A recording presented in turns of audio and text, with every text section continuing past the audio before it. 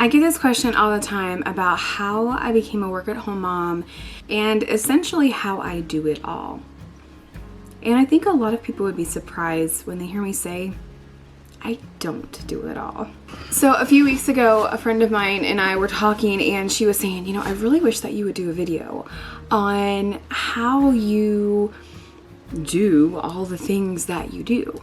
And I'm like, well, I don't know how to do that because I kind of just wing it. But when I sat down and I really thought about it, I pulled together a list of some of the things that have helped me be a successful work-at-home mom, how I became a work-at-home mom, and what I do, and some things that have caused me to be successful in being an entrepreneur.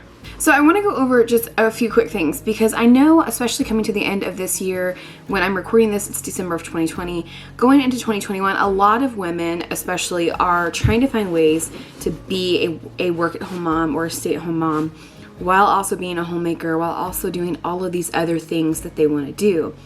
And you'll hear me say time and time again, a lot of times, especially in Christian communities, you'll talk about the Proverbs 31 woman and how she didn't do anything except, take care of her family and clean her house. And that actually wasn't true. She had a job, she worked, she had her own money. And so that is one of the things and inspirations that I've always loved from Proverbs 31 because I really enjoy working. And so I want to tell you just real quickly how I became a work-at-home mom in case some of you are kind of like, well, I don't even know how to be able to work at home. And now more than ever is the best time to go to your employer and say, hey, I want to work from home. But I also wanted to more so go over how I got away from the 9-to-5 employer and really started my own job. And that's a whole discussion in and of itself, but I'll give you a quick rundown. So when I had my oldest son 11 years ago, I knew that I wanted to be a stay-at-home mom. And originally my goal was to just stay home and not work. But I knew to get to that goal, I had to take steps. And so I just made it happen. And really that's what you have to do. You're never going to be comfortable with that jump, ever. You're never going to be comfortable quitting a job and going to a new job or taking less hours in order to work from home or whatever it may be that you have to do. And so the way it looked for me was tiers. I worked for a newspaper company doing a lot of different things for the newspaper. They wouldn't let me work from home. And so I worked my way into a magazine job where I took it on the premises. I worked well. I always had good work ethic. I always did well in everything that I put my hand to. And so I went into the magazine job with the stipulation that I wanted to work from home 2 days a week. And the publisher said, you know what, I really want you. You do a great job. You've really picked us up. And so that's fine. He made that consideration. And so as I continued to work, once you get your foot in the door working only a couple days from home, you can eventually take more, is how that works. And so eventually I was only going into the office 1 day a week. And really because I had to. I had to go in for meetings and I had to go in to meet clients and various different things. And so then that wasn't working. I needed a little bit more money to help pay off debt. And so while doing the magazine job, I was the general manager of the magazine and the managing editor of the magazine. While doing that job, I took on photography work. So I did this job, photography work, and then I also took on the advertising manager position at a local newspaper. And now that I think about it, it was insane. And I was busy all the time. From 6 o'clock in the morning until midnight, I was doing something. And keep in mind, I was at home most of the time. And so because of that, I had to really learn. That really taught me how to work early in the morning and late in the evening and have my time with my son at home during the day. And so the first thing for me to tell you is that you can't be afraid to work. I hear a lot of people constantly saying, I want to be, a stay-at-home mom or a work-at-home mom, but they're terrified of working. They think that being able to do this and having this blessing is you're not going to have to do anything to get to it. And probably it's going to be the hardest thing you do and the hardest work that you do to be able to get yourself at home. Now, I took on those jobs because we had debt we wanted to pay off, and we had bills that we really needed to get rid of. And then once we got rid of that stuff, I actually was able to ditch the photography, even though I still love doing it. I still do it sometimes, but ditch the part-time job photography, ditch the advertising manager position, and I was able to quit the magazine as well. And so that all happened. It took me about 4 years to accomplish that. But because I was consistent and I wasn't afraid to work and get my hands dirty and do stuff that I didn't want to do, and that's one of the biggest keys. Like, you work when you don't want to work, and you do stuff when you don't want to do stuff. And I was able to get home with my kids full time and quit all my jobs. But then, that was in 2016, I was bored out of my mind because I'm just a very naturally going person. But I wanted to do something that made a difference. And so I started Homesteaders of America organization and conference, and took that work ethic and that ability and that knowledge and just went with it. And so it's been successful, and that's what I'm doing now. And seemingly, I've also taken on more stuff. I write articles for magazines, 2 different magazines, and then 1 online publication. I have my blog, thefuelhomestead.com. I have my YouTube channel, my podcast.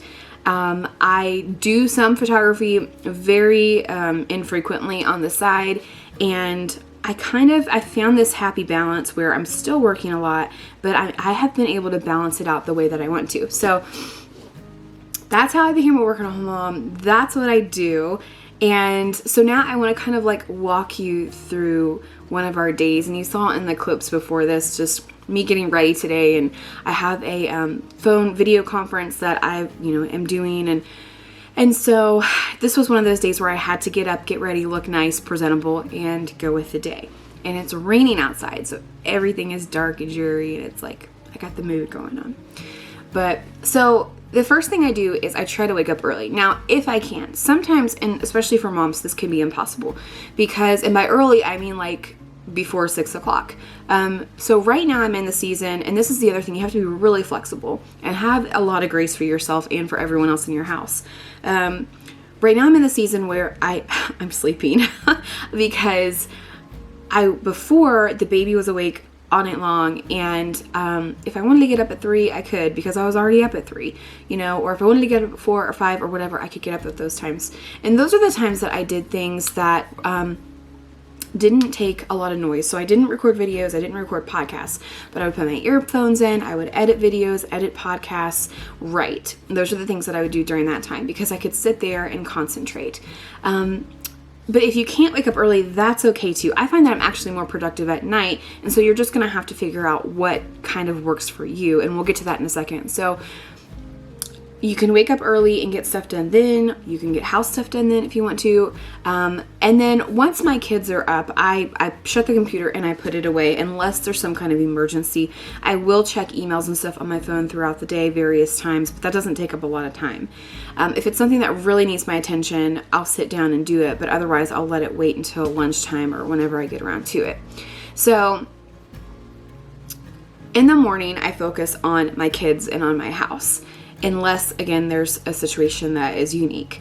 We get homeschooling done, we get breakfast done, we get chores done, we get, I do a quick clean of my whole house because if not, I go crazy. And then once everyone's settled for the morning, I've got the big kid doing school and the little kid kind of occupied with a TV show, or he's occupied with some little toy he's playing with. Then I'll go into the deeper homemaking things. I'll wash all the dishes. I will fold a little laundry. I'll clean the bathroom. I'll do something that he's not on me at all times, because he's a toddler now, and so when he was little, it was easy for me to just kind of throw him on me in the carrier and go about my day, and it's a little more complicated now. So at that point, once I'm done with that, it's normally lunchtime. And so we'll eat lunch, the baby will go down for a nap, and the big kid is old enough to where he can preoccupy himself. And then that's the first time during the day I will sit down and I will get done what I need to get done on the computer. I will record a video, I will record a podcast, because the baby will generally sleep for 2 to 3 hours. And so I have that 2 to 3 hour block of time to get stuff done. Now, every day isn't like that, but that's generally what I try to do. That's the first block of time, and we'll talk about blocks in a second, that I really can get stuff done. So after the baby wakes up, the rest of the afternoon is kind of just, it's whatever. We do whatever we need to do. I do more homemaking stuff. If I've gotten into a project that needs to get done, I'll have my older son watch my younger son. But normally we just go about our day in home life. The real work for me is when I get the kids to bed and I am working, and I can work in 6-hour time blocks because the kids go to bed by 7:30 or 8 o'clock. So from 8 o'clock to midnight, that's 4 hours right there. And I normally can go 4 hours to 6 hours. Some mornings I'll go into 2 o'clock in the morning, then I'll go to sleep. I don't wake up till 6:30 or 7:30, somewhere around there, and then I can get the day done again. So the first thing for me to tell you is that you can't do it all. Something is always going to lack. Like, my house isn't perfect. I don't have a Pinterest or YouTube house where everything is perfectly clean and the floors can be eaten off of. I don't. We live in our home. We have, a homestead. There's going to be dirt on the floor sometimes. I try to keep it clean. I don't try to keep it perfect. And so once I had that expectation kind of lifted off of me, it really helped me a lot. And, as long as my kids are fed and watered and have clean clothes, we're good. The second thing is that you cannot work in 15 to 30 minute increments. You shouldn't even try. You're going to stress yourself out. You're going to be less productive. So don't even try to get work done until you can sit down in at least 1 hour time block. In fact, I wouldn't even try to waste your time until you can fit it into a 1.5 hour or 2 hour time block. And so depending on your season of life, that's going to look different for when you can do that for each different person. For me right now, it's around lunchtime, which is also nap time, and then it's in the evening. And so the reason for that is because your brain is so much less productive when you try to work in those smaller increments than it is when you have time to just sit down, concentrate, because it really takes your brain about 30 minutes to even concentrate on the project that you're working on. And so if you're just getting into it after 30 minutes and then everything is haywire again, you're kind of just wasting your time. So I wait until I have time blocks. Now, that can look differently for you too. It might look like getting your mom to come over, or your grandma to come over and watching the kids for a couple of hours, a couple times a week. It might look like utilizing dad. Hey, dad, husband, go take the kids somewhere. Or, him just spending time with them at night or whatever. And most dads are okay with that anyhow, because they do it anyway. But take advantage of that time. I hear a lot of wives say, well, nighttime is the only time I have with my husband. Well, that's the only time I have with my husband too. And so what I have found is I'm able to still concentrate and sit at my computer. I have a laptop. I also have a desktop, but most of the stuff that kind of talks back and forth to each other.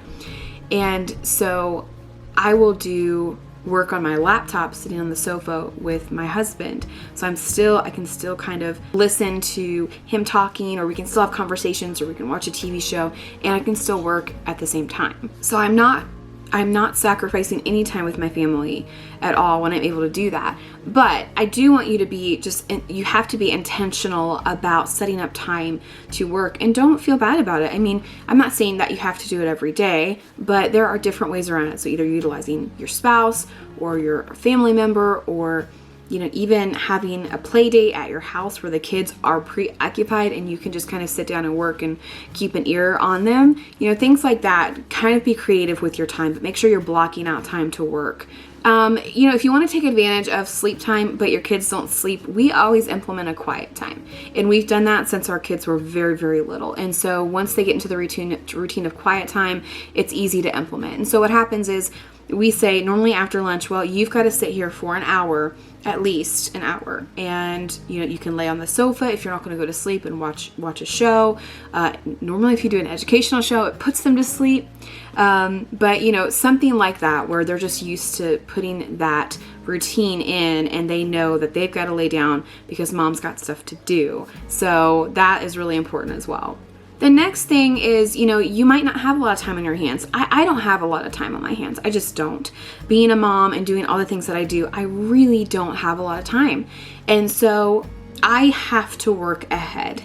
So I'm always working several weeks ahead, and I'm really lacking on that right now, just because of the holidays have thrown me off, and personal things have thrown me off, and some unexpected business things have thrown me off. And so I'm behind in that myself right now. But the best way to do it is to work ahead. So when you're sitting down and you've got time to record a video, if you have a YouTube channel, record 3 videos. And then all you have to do is edit them throughout the week, and then you have a video up every week. If you have a podcast, do the same thing. Your podcasts are normally about 30 minutes long. If I've got a baby sleeping for 2 hours, I can record 4 podcasts. You know what I mean? So working ahead and writing for me, writing's the hardest for me because it really takes a lot of my concentration. But doing the YouTube and the podcasts are easier to kind of plan ahead on. Sit down and make an editorial spreadsheet, almost essentially. Write all your ideas out. Get all of your stuff done and ahead of time. And then all you have to do is work on it throughout the week and schedule it all out as it's done. Now, you do have to set boundaries. A lot of times women will feel like they have to do it all. And when that happens, you get extremely stressed out and extremely overwhelmed, and you become very unproductive. So make sure that you're setting boundaries, especially if you're working for other people and not just for yourself. It's very easy to get into the mindset, oh, well, this person has all this work for me that I have to do, and I've got to get it done right now. The reality is that person is hiring you, and you have boundaries in place personally and professionally. People will take advantage of your time if you let them. So just make sure that you're setting boundaries. You're only working this many hours a day, and you've only got time for this. And also, don't take on everything. Because if you can't get it done, then that really ruins your reputation as well. My biggest pet peeve, and I'm sure it's because I've had to work my whole life. My biggest pet peeve is when somebody takes on a job and they don't do it like they said they were going to do it, or they don't do it correctly because they didn't know how to do it. And so, make sure that if you're taking on work, that you know what you're doing, or that you can figure it out. I mean, I've taken on work I didn't really know how to do, but I was able to figure it out quickly just because I knew I would be able to. And just make sure that you are giving stuff on a proper deadline. If you have any doubt that you can't get it done, don't do it, because you're going to stress out about it. Your person that has hired you is going to stress out about it, and then it's just a big cesspool of stress. So make sure that you're setting those boundaries in place on time, on project work that you take on, and on your ability, because it really makes a difference. Ultimately, you have to act like this is your full-time job. If you want to be a successful work-at-home mom, a successful stay-at-home mom who has work that brings in a good income, you're gonna have to work. And I mean, that seems like a no-brainer, but I consistently, I have trained women, I have taught women, and I have seen so many women be presented with amazing information and help and knowledge, and then they just don't do anything with it. You have to work, and it's going to be hard. It will. It's not easy. Like, a lot of women go into this thinking, oh, I'm home, I'm just going to work whenever I want to work. That's just not how it works. You have to work like it's your full-time job, even if you have a full-time job. Trust me, I've been there. I had 3 full-time jobs. It was very difficult, but it's just, you have to do it if you want to be successful at it. So I'll tell you, I had my Fuel Homestead blog for years, and I was the person complaining, well, it doesn't really make me any money. Well, last year I was like, you know what? It's not making me any money because I'm not working on it the way that I should be working on it. And so I consistently tried to put out a blog post a week or every other week. I did the whole Pinterest algorithm thing. I networked like crazy. And within just 6 months, I got my blog making money for me. And not chump change.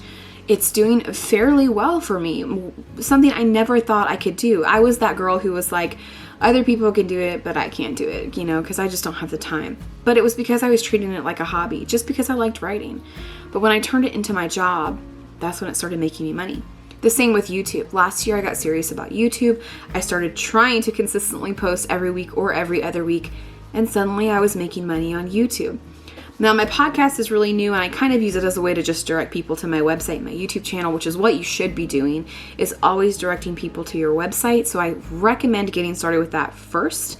But being consistent, I've seen in my own life, working when I didn't want to work, doing stuff I didn't want to do, taking on jobs I didn't necessarily want to take on, but I knew that it would get me to my ultimate goal. And that was to be a work-at-home mom, doing only the stuff I wanted to do and making money in the process. Now, that's a lot of information. And actually, there's way more that I could put in there. But this is the basis for becoming a work-at-home mom and being successful at it. Or just working at home in general. You don't even have to be a mom. You know, a lot of times we get into this and we don't know where to begin. And hopefully this kind of shows you.